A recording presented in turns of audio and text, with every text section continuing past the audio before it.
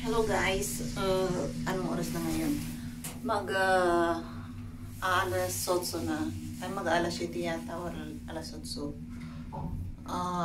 Lalabas ako, pupunta ako sa grocery na. Ipapakita ko sa inyo kung anong itsura ng small city nila sa gabi. Sa Praha lang ang maraming tao doon pag sa gabi. Pag ganito dito, halos walang tao na. Pag dumilim-dilim na. Ayan. Madilim-dilim. Ayan. Halos walang naglalakad.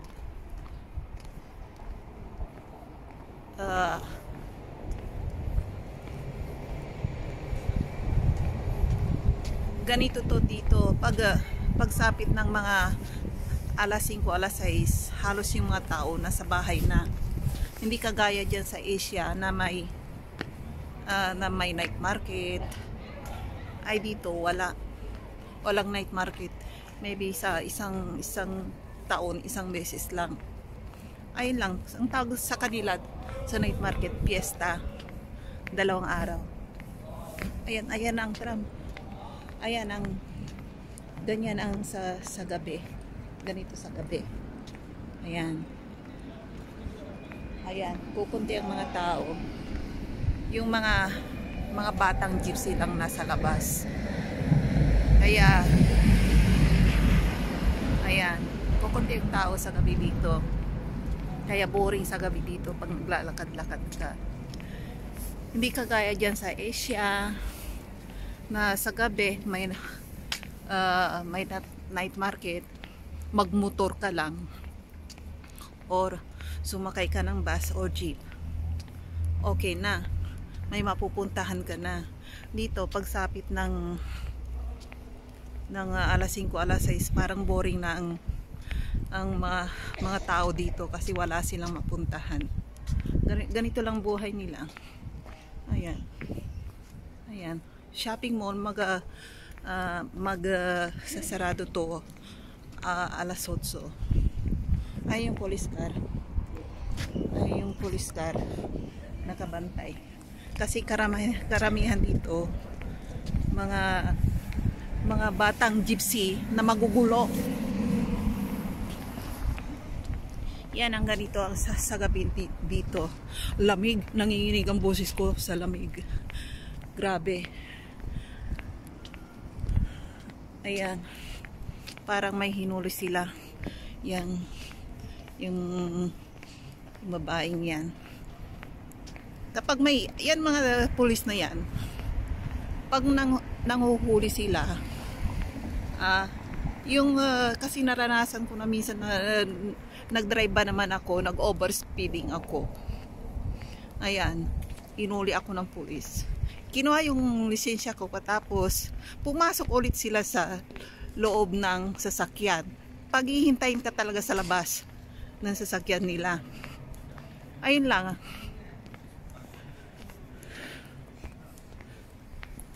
Ayan sa gabi dito.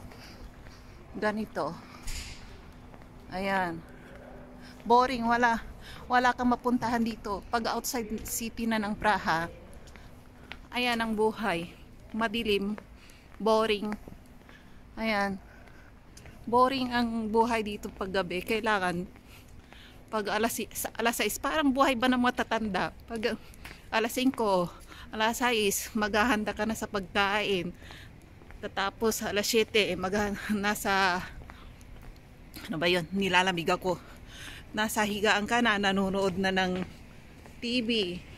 Ganun lang buhay dito. Ayan. Paunti-unting mga tao. Kasi sa gabi, lamig. Ayan o. Ayan. Walang halos mga tao.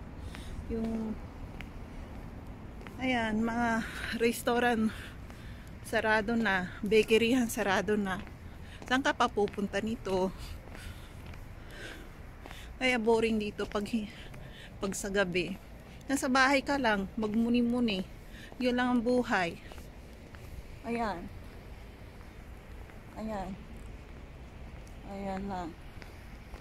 Ganyan ang buhay. Buhay ng mga taga-Czech. Boring dito sa gabi. Ayan. Alam nyo ba sa gabi dito, ang mga nandito lang, mga yung mga gypsy na pasaway na nakatambay sa labas. Ayun lang. Ayan, pupunta tayo sa main station. Yan, hintayin ng bus at saka tram. Mga pauwi na sa trabaho. Ayun lang, mga pauwi na sa trabaho. Ayan, mga kumain yun lang nga lang yung sa McDo open up to don't know what time, 9 o'clock I think. Ayun lang. Ayun dyan yung McDo. Yun ang open. Lamig, nilalamig ako. Ayan, yan ang buhay.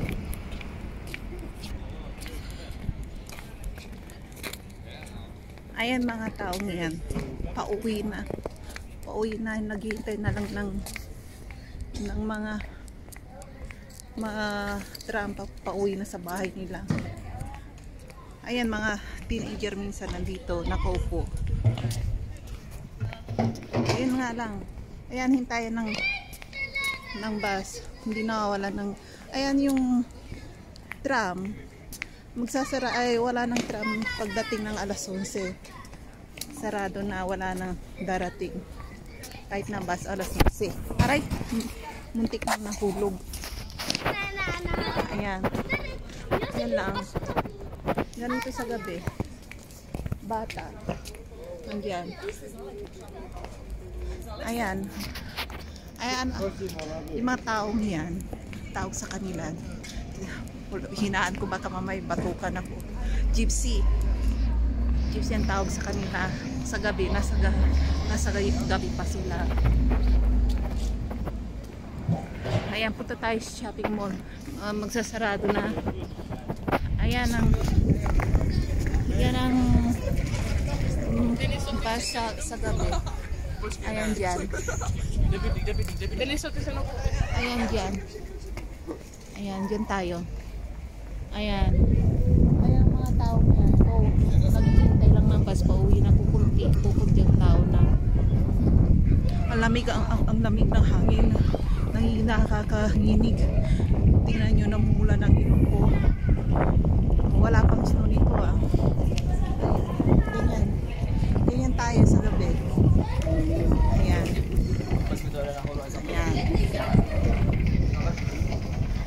Ayan. Ganyan sa gabi dito. Ayan. Ayun yung sa kabilang mall, yung restaurant, sarado na. Saka yung bikirihan, sarado na rin. Kaya wala ka na mapupuntahan dito. Hindi kagaya sa atin, kapag nasa city ka, hanggang sa hating gabi, may makakainan ka pa at may magagalahan ka tulad ng night market. Dito wala na. Dito lang sa mall, pag kailangan mo ng grocery, alas 8 magsasarado na, alas 9 o alas 9 magsasarado. Yun lang. Pero yung mga shop sarado na. Yun nga lang. Kaya boring. Tara sa loob. Ayan. Yung mga shop na yan. Ayan. Pasarado na. Ayan o. Sarado na. Hindi, magsasarado sila na. Lahat sila magsasarado. Alas 8. Alas 8 na nagsasarado. Kaya, anong oras na ngayon? Ayan. Anong oras na?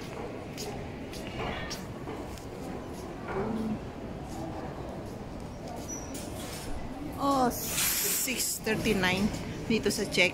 Mag-alas 7. Isang oras pa sarado na yung mga shop na yan. Ayan dyan. Ayan. Ayan, may sa taas pa. Diyan lang. Punta lang ako rito para bibili ng tissue. Need na nga ako sa school. Yun.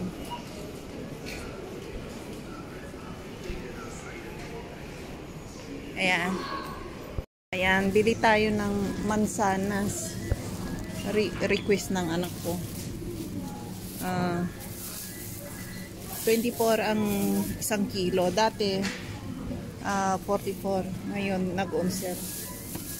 Ayan, bili tayo. Mas sarap ang mansanas dito. Fresh sa puno. Ayan. 3. Ayan. Ayan, okay na to. Ano ba? June. Ayan, mura. 24 per kilo. Ayan, bibili tayo ng 5. Ayan.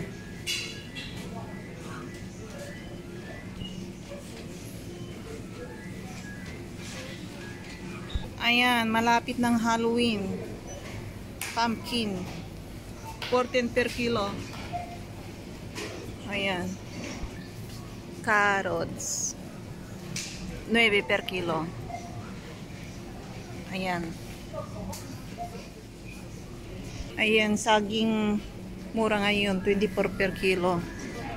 24 per kilo. Mura kaysa sa Asia. Dun sa Taiwan na per kilo nila. Per kilo is 75 yata or 88. Mahal per kilo doon. Doon sa Asia pa naman galing yan. Pagdating dito mura. Ayan. Katapos kong mag-grocery, uwi na ako. Pasarado na rin kasi. Kaya yan, halos wala nang katao-tao, kunti na lang. Yung mga pauwi na sa bahay. Kita nyo ang check sa gabi. Pag outside city ka, hindi ka nakatira sa Prahat, doon sa mismong city nila. Boring. Yun na nga lang. Tsaka halos walang dito sa city na to, kukunti ay ilan ang Pilipina dito na meet ko sa dito. 2 yata. 2 lang na Pinay ang nandito na. 3 kami rito sa small town na to. Hindi ko alam kung ilan pa kasi halos hindi ako naglalabas eh. Nakaka-boring. Halos wala kang mamit na Asian dito. Puro puti. Ayan. Ayan lang. So yun ang ano ba yan? Pag gusto yung umitim, dito kayo. Ano bang tawag dito? Solar. Ayan, mga puti dito. Andito sila. Nagpapaitim. Pinapaitim nila yung balat nilang mapuputi. Mantalang sa Asia, nagpapaturok pa ng mga kung ano-ano. Dito sa groceryhan nila, halos wala kang makitang whitening cream dito. Puro ano ba yung tawag dito? Yung pang solar, pampaitim. Ayun, halos ang karamihan dito. Ay nako. Ayan, nasa bahay na. Abay na.